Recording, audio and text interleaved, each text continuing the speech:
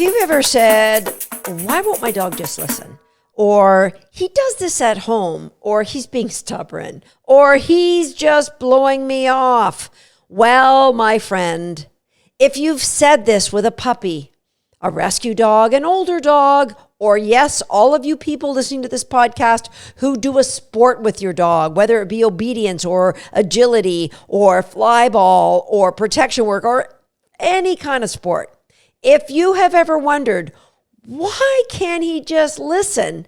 This podcast episode is for you. Hi, I'm Susan Garrett. Welcome to Shaped by Dog. And if you are excited by what I'm about to deliver, and trust me when I say you should be, please go ahead and give me a thumbs up if you're watching this on YouTube. And if you're not a subscriber, why not?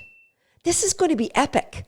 And many, many more episodes of epicness. So go ahead and hit the subscribe button and let me send you a notification every time a new podcast gets released by hitting the notification bell. Okay, let's talk about why dogs may or may not listen. First of all, let's dial this back. Let's talk about cues. Cues. So sit, down, stand, jump, whatever the cues are. Those are words we give to prompt a behavior in our dog. Some people call them commands. I don't like the sounds of that, but to each your own. Whatever they are, what these are really just little evaluations. You are testing your dog's understanding of the education you've given them, because the mantra that goes along with this podcast is our dogs are always doing the best they can with the education we've given them in the environment that we're asking them to perform in. So when you give them a cue, you are testing two things: the education you've given them and the environment that you've asking them to perform in. You can look at it another way. You can look at it as it's like a bank statement. When you give a cue, your dog shows you your bank statement, because your dog's behavior in any kind of environment, under any kind of condition, when you prompt them with a cue, your dog's response is a bank statement. It is a reflection of the reinforcement history that dog has for performing what you ask them to do in the environment that you ask them to perform in. And I like to think as behaviors as like $100,000 behaviors, maybe $1,000 behaviors, $100 behaviors, or loony behaviors. If you're a Canadian, or you know that our loony is our $1 coin here in Canada. So what I mean by that is I have behaviors I'd be willing to bet $100,000 that my dog will do if I ask them 10 times to do it, that I know I will be up money. So giving that their dogs, maybe they're not going to get it 10 times out of 10 times, but I'm pretty sure they'll get it 9 times out of 10 times. So sure, I'll take that bet of $100,000 10 times, because I know 9 times out of 10, they're going to get it right. And I'd like to believe my dogs are going to get it right 10 times out of 10. So do you have any $100,000 behaviors, or does your dog have any $100,000 behaviors that ask the same cue 10 different times, you're going to get responses enough that you say, yeah, those are $100,000 behaviors? Or are you just willing to take the loony bet? Okay, I'll bet you $1 that when I say this cue, my dog's going to get it, because I really don't know if they're going to do it or not. And I don't mind losing the $1. Okay, so think of your cues as just a reflection of the training that you've put into that dog. And you can say, no, Susan, you don't get it. All of my dogs understand, but this one, he's different. He's stubborn, he's stupid, he's whatever you want to fill in the blank. Your dog, no matter if he's a different breed than all your other dogs, or you got him as an older dog, or he had the chance to learn not to listen, that dog is a reflection of your ability to train dogs like that one. Okay? So the mantra fits for everybody. Your dog's ability to perform a cue in the face of competing reinforcement value. So sure, maybe you can bet $100,000 on your dog will sit when the fridge door is open and you're holding out a cheese slice or cheese stick. Maybe you can bet $100,000 there, because the competing values for your dog's attention are pretty low. But what about when your dog is chasing a deer out in the woods? Is that $100,000 recall that you'd be willing to bet $100,000? I tell you, I'd still bet $100,000 of that 9 times out of 10 at a minimum. And I'd like to think 10 times my dogs are coming. My dogs are coming. So how do we get your dogs to have those $100,000 behaviors? Well, let's peel it back and think about how those behaviors were trained. First of all, was there some consistency? I got to tell you, I was watching a YouTube video, and I probably shouldn't. I only spent a couple of minutes there. And I saw the YouTuber say, we're going to teach your dog to sit, stay. And he had this puppy, didn't know anything, and he told the dog to sit, stay, and put his big hand in front of his face. He gave him a couple cookies for that. He said, okay. The dog didn't release, so he said, come on, buddy. Got him out of the sit. Told him again, sit, stay. And the dog lied down. He said, that's okay. Gave him a cookie for that. And I'm like, how's a dog going to learn what is a down and what is a sit if you're rewarding both? So a couple things to be learned from this. Number one, yes, you have to be consistent with what the cues mean. Number two, don't waste your time watching dog trainers on social media just because they have a lot of followers. That doesn't mean they really understand how to train dogs. Please. Okay, I digress. So how consistent are you with how you trained it and how you reinforced it? So if you ask a dog to sit and they lie down, is that okay? If it is, then you've got to understand you're teaching your dog that things that you've put value in don't matter all the time. Just write down, like you've got a pen and paper handy. If you're driving, that's okay. Do this when you get home. Make a list of all the cues you use regularly with your dog. If you're a sports person listening to this, write down all the cues that you use that you expect your dog to understand. When I say seesaw, I expect you to run up the seesaw, get into position, hold position, wait for release. What does it mean? Write that down. And then you can write another column. What does your dog think it means? And be honest. And if those two things aren't the same, let's dig a little deeper and find out how you trained it. So the first thing that is a big bugaboo with training is something called overshadowing. And it's when a lot of people believe they've trained something, but they don't recognize the influence of their body or maybe training props on the behavior. So take this, I'll call it a 5P test. Take any one of your cues and you're going to try 5 positions. Does your dog respond the first time? Are they $100,000 behaviors or are they loony behaviors? So it could be you standing up. You're going to stand perfectly still. Pretend there's a bolt going from the top of your head through your feet. You're not going to lean. You're going to stand still. You're going to have your head in line with your spine, hands at your sides, and you're going to give your dogs the cue to sit and then the cue to down. All right? Now, you really want to get funky with this. Close your eyes. You can put the video camera on, but make sure your eyes aren't telling them anything either. Okay?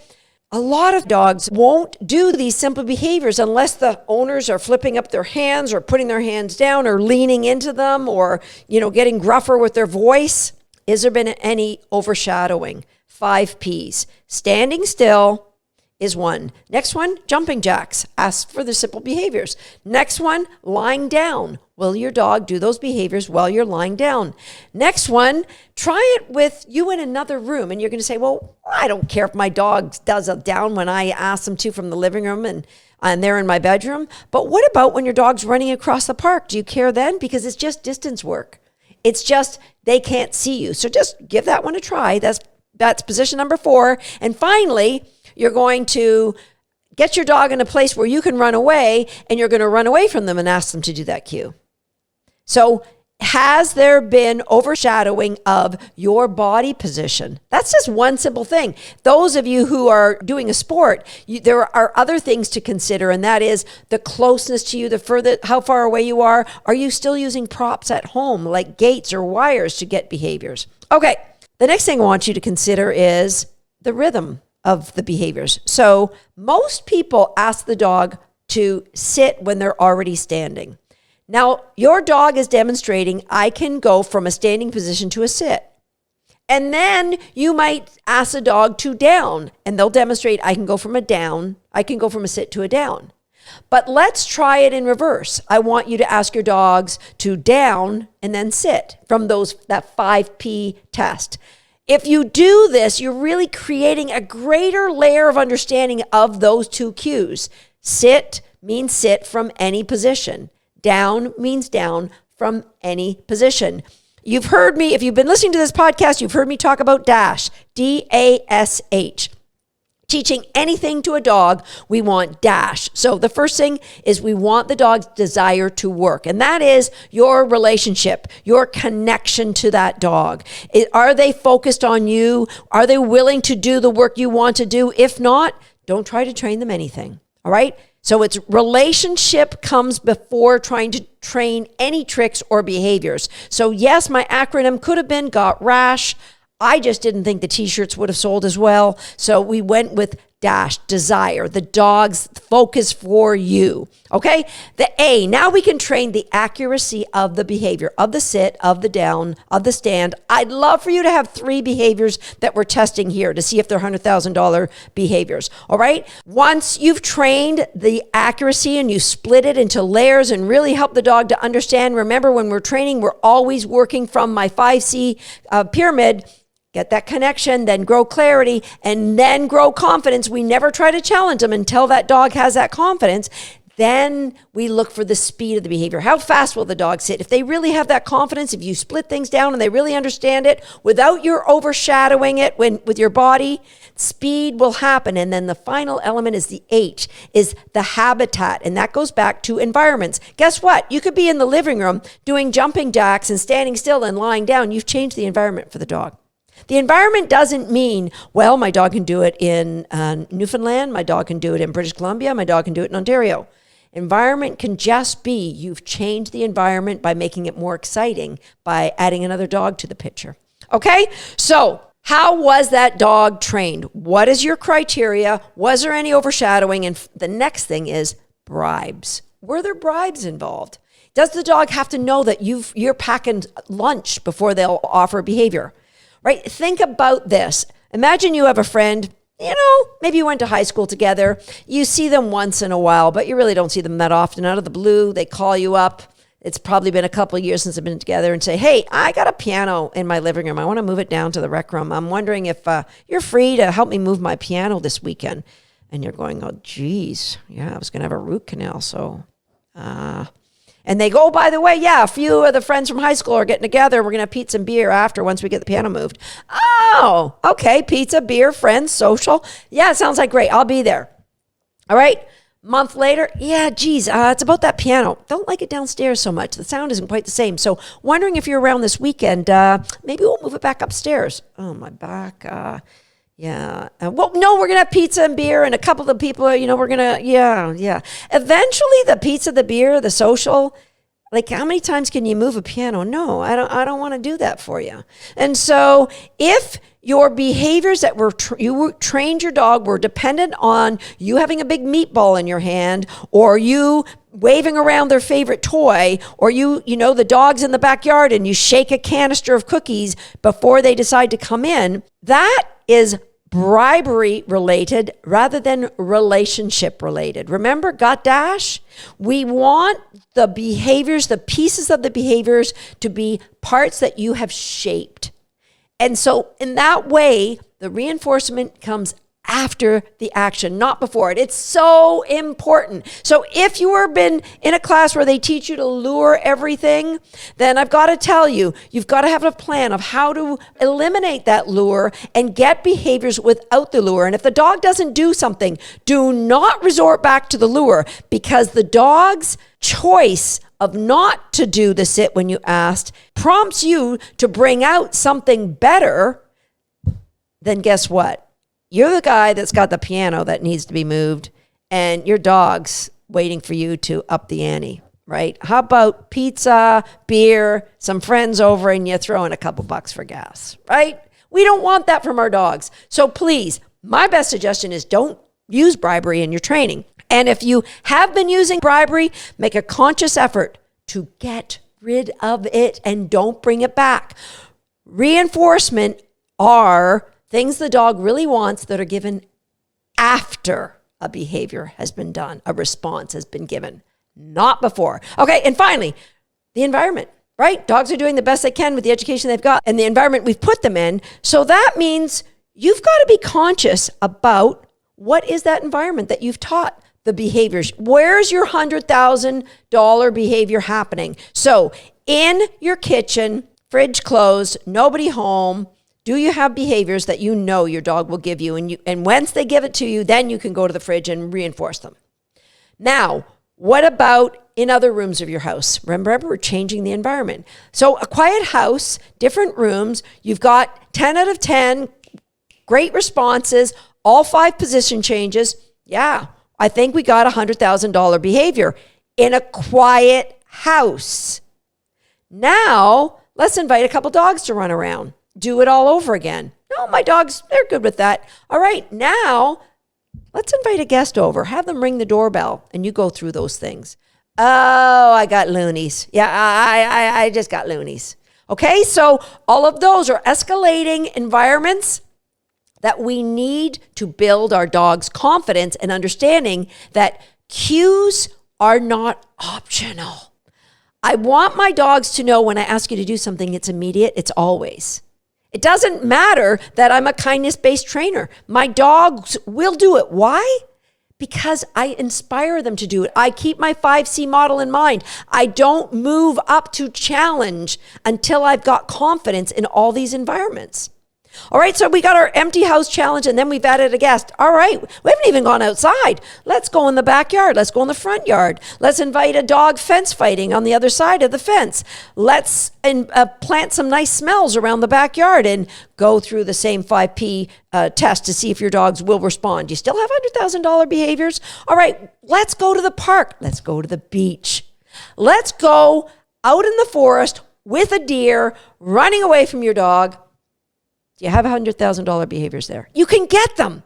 You can get them. Okay? So let's start right now. It starts with a plan. Eliminate the bribes, eliminate the props. So those of you who are doing sports, if you've got like things to create the behavior and then you take them off and the behavior's gone, well, guess what? The dog didn't ever understand the behavior. They just understood the behavior with your props. So the plan happens in layers. And if you go through some of my YouTube videos, I've got some great ideas on what you can train your dog to do.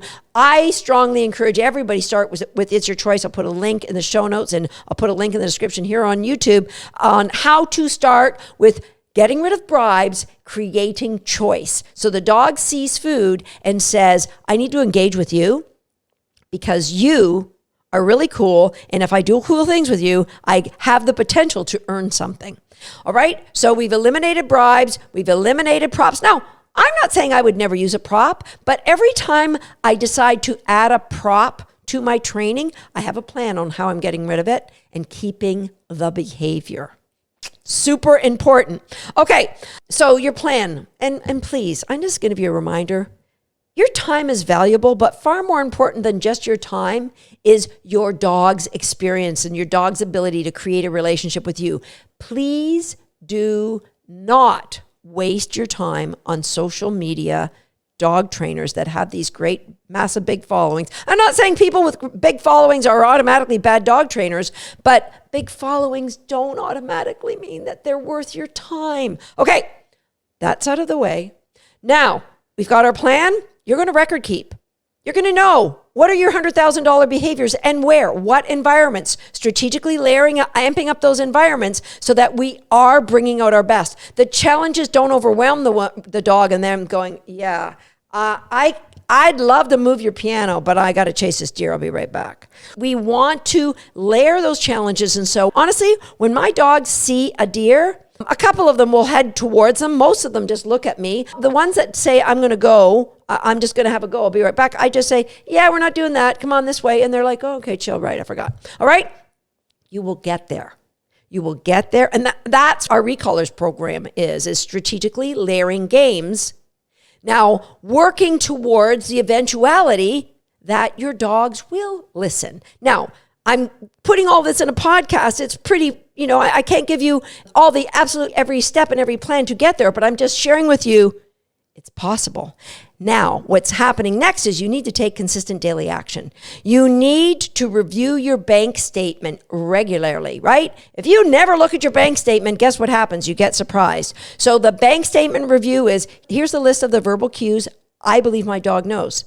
Here's the expected response I think we should have. Here are the environments that I believe we've got $100,000 behaviors. And here are the ones that I think I got loony behaviors or $100 behaviors that I'm going to continue to grow. Record keeping allows you to strategically have the dog of your dreams, have that amazing relationship, and most of all, have Dash in every behavior that you could hope for. I'll see you next time here on Shaped by Dog. Now, he's in a hurry because apparently he hasn't hit the subscribe button, and he's got a lot further to go than you do. Go ahead and hit the subscribe button now, turning on that notification bell so you'll never miss another video. And if you're already a subscriber, that's for you. Go ahead and grab your absolute best reinforcement.